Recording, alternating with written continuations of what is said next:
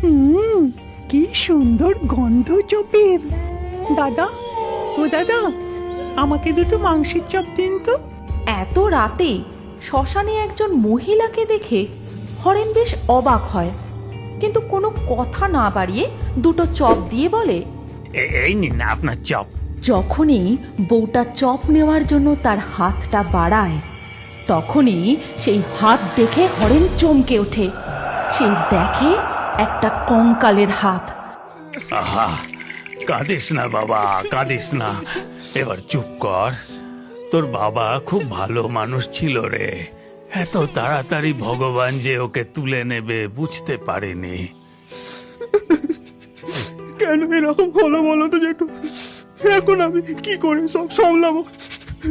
ঠিক তখনই বিশু তাদের কাছে আসে এবং বলে, আশিস, চল বাবা চল, ওদিকে সব কাজ শেষ হয়ে গেছে, এবার আমাদের বাড়ি ফিরতে হবে তো। হ্যাঁ, কিন্তু এতগুলো লোক, আমাদের তো কিছু খাওয়া দাওয়া করতে হবে। তাছাড়া আশিসও সকাল থেকে কিছু খায়নি। কিন্তু এই শ্মশানের আশেপাশে তো কোনো খাবারের দোকানও দেখতে পাচ্ছি না যে।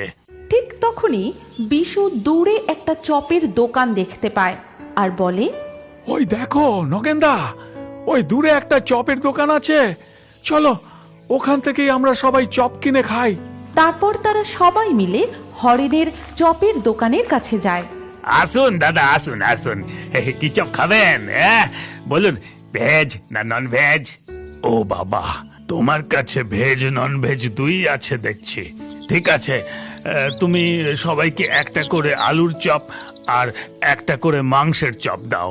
হরেন সবাইকে একটা করে আলুর চপ এবং একটা করে মাংসের চপ দেয়।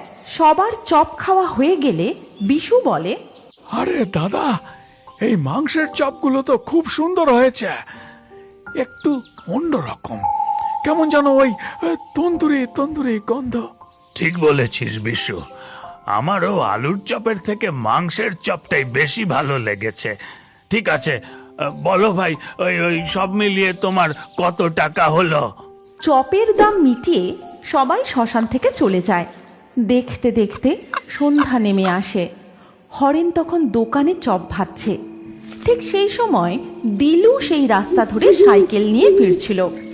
হরেনের চপের দোকানের সামনে দাঁড়িয়ে সে বলে, হরেন্দা, ও হরেন্দা, তোমার তো বিশাল ব্যাপার দেখছি।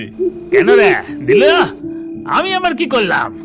আরে তোমার দোকানের মাংসের চপ খেয়ে তো সবাই একেবারে প্রশংসায় পঞ্চমুখ।